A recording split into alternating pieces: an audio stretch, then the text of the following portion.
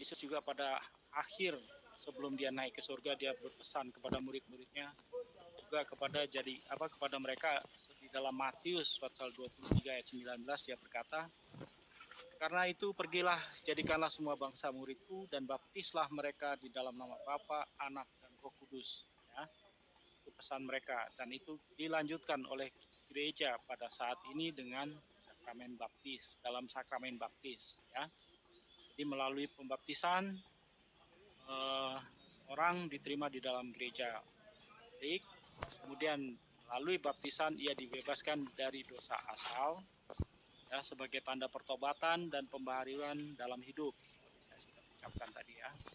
Tanda yang digunakan untuk upacara sakramen baptis ini adalah air, ya, air. Jadi itu kalau kamu nampak gambar ilustrasi itu baptisan bayi, nanti kamu juga sekiranya kamu akan mengikuti prosesi pembaptisan, kamu juga akan dituang air di kepala, ya.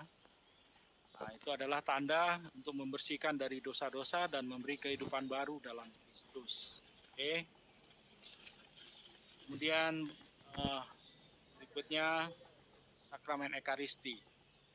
Sakramen Ekaristi merupakan perayaan iman gereja dalam bentuk perjamuan, ya, sebagai ungkapan rasa syukur dan kemenangan atas kebaikan Allah yang menyelamatkan manusia, yaitu mengikuti perjamuan terakhir Yesus dan murid-muridnya, ya, sebelum disalibkan. Itu dasar daripada perayaan Ekaristi yang kita rayakan. Ekaristi merupakan mempersatukan kita dengan Kristus, ya, dengan dalam roti dan anggur. Ya. Tanda yang digunakan adalah roti dan anggur, ya, yaitu tubuh dan darah Kristus yang mempersatukan kita dengan Kristus, yaitu dengan menerima tubuh dan darah Kristus. Yang digunakan adalah roti dan anggur, yang diibaratkan dengan roti dan anggur. Kenapa roti dan anggur? Ada yang tahu? Halo? Saya tanya, kenapa kita menggunakan roti dan anggur? Sebagai ini satu tanda peringatan kepada Kristus. Ya, betul. Yesus berkata dia adalah roti yang hidup, atau ya, makanlah tuh.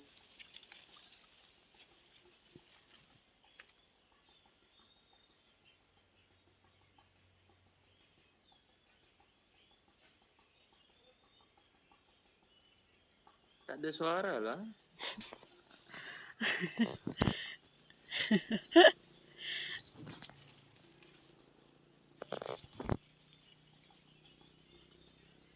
Suara putus, tak ada.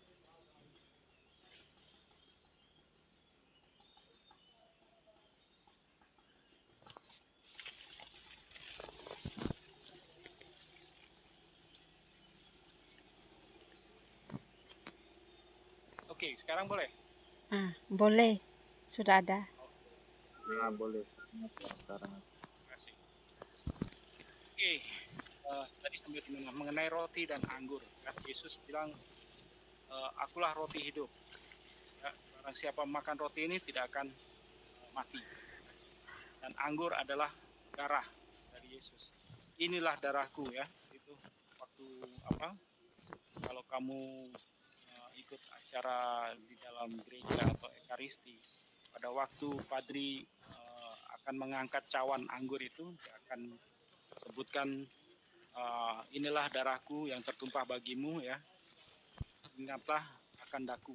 Itulah inilah perjanjian dengan kamu, ya, atau sebagai tanda pengenang untuk mengingat dia, pengorbanan dia di kayu salib. Oke. Itu kenapa kita menggunakan roti dan anggur. Roti menambahkan tubuh Yesus, ya. Roti dan anggur. Anggur adalah darah daripada Yesus. Tubuh dan darah. Itu untuk mempersatukan kita dengan siapa? Dengan Kristus, ya. Oke, baik, berikut. Sakramen penguatan. Sakramen penguatan yaitu sama seperti hari Pentakosta ketika Tuhan Yesus memberikan Roh Kudus kepada murid-muridnya ya. Begitu juga tradisi sakramen Krisma ini diberikan kepada mereka yang sudah cukup umur atau sudah dewasa di dalam gereja atau di dalam kekristenan. Biasa sakramen ini diberikan kepada mereka yang sudah duduk di form 5 atau tingkatan 5 ya. Kalau mereka mengikuti dari Sunday school atau sekolah minggu dari kanak-kanak hingga kepada tingkatan 5, ketika mereka sudah selesai tingkatan 5, mereka akan menerima sakramen Krisma ini. Bagaimana dengan orang yang baru bergabung dalam gereja Katolik? Dia boleh menerima sakramen Krisma sekaligus setelah baptis dan menerima Ekaristi, itu tubuh dan darah Yesus atau komuni ya, kalau kita kenal dalam gereja sebagai komuni. Kalau kamu nampak pada setiap hari Ahad kita akan memberikan roti ya.